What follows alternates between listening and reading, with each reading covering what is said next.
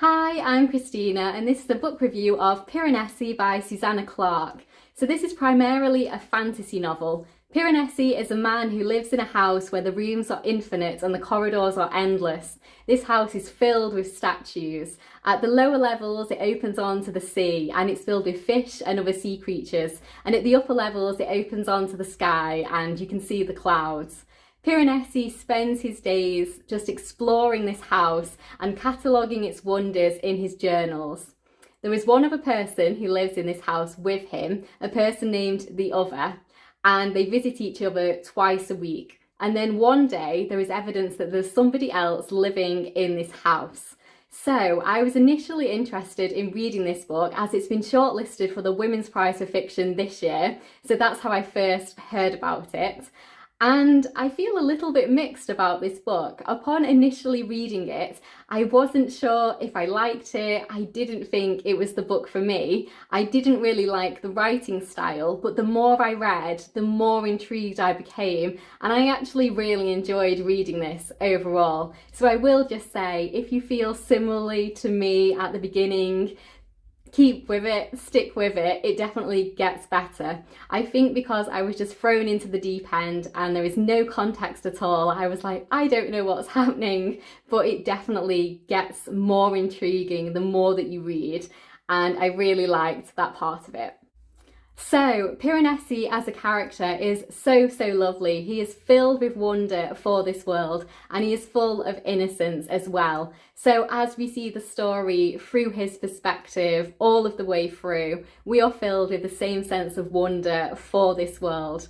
And I really like the way that we only see the story through Piranesi's perspective, because it definitely adds to the mystery and the intrigue, and that you don't quite understand what's happening, where he is or who he is. So I really like that aspect of it. And his goodness shines through as well. There's a part where he talks about limiting his own resources so he can help an albatross chick, and I really like that part of it. And there's definitely a lot of world building inside this book. She definitely spends a lot of time on that.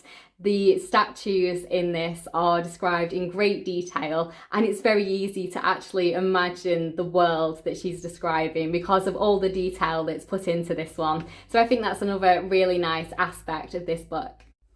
So this book is packed full of fantastical elements, and for me it definitely reads as a fantasy, but I think it kind of mixes genres too. It reads to me as a fantasy slash a mystery. This book is packed full of mystery and intrigue. In fact, if I had to use one word to describe this book, it would be unique. I haven't read any other book like this before, and just to put that into perspective, I've read about 425 books at this stage in my life, and I can't think of a single book that I could compare to this one. So that definitely says something, and I really like the way that it is so unlike anything I've ever read before. That is really exciting, I think, as a reader, to come across something that is so different from what you've read previously. So yeah, I think that's a great aspect of this book as well. I think if you're anything like me as a reader, as you read this, you'll definitely be making lots of different predictions and theories about what you think is going on, where this is set, who is Piranesi, who is the other, who is this other person that is occupying the house. And I really enjoy coming up with lots of different ideas. And I will say that I had a couple of theories and I was wrong on both counts. So I really liked that it could surprise me in that way. And I really like it when you're reading a kind of a mystery that you can come up with all of these different ideas and you're really trying to figure out what is happening, who are these people.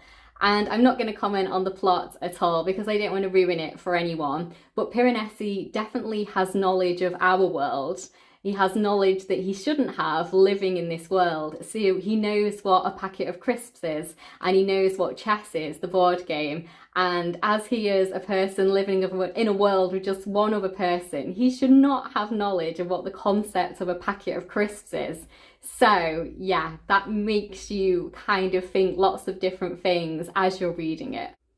So overall, I enjoyed this book. It was a fun read. I'm going to rate it 3 stars. It was a good, solid book. I won't rate it any higher only because I didn't have that emotional connection towards Piranesi as a character. And for me to rate a book higher than a 3 star, I definitely need to have that. So it isn't going to be a new favourite.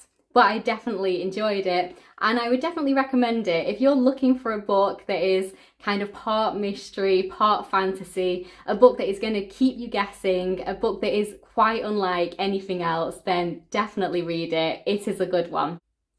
So I read this book with Kirsten over at Reading Nymph, who I will link down below. You should definitely go and check her out. And I very much enjoyed buddy reading this one with her. In terms of the Women's Prize for Fiction, this is now the 3rd book I've read that's been longlisted for that prize. I've also read Exciting Times by Nisha Dolan and Lustre by Raven Leilani. So I will link my book reviews, reading vlogs on those down below, just in case you're interested in hearing my thoughts on those ones too. So thank you so much for watching. If you liked the video, please do like it. And if you'd like to see more of me talking about books, please do subscribe. I'll see you in my next one. Bye!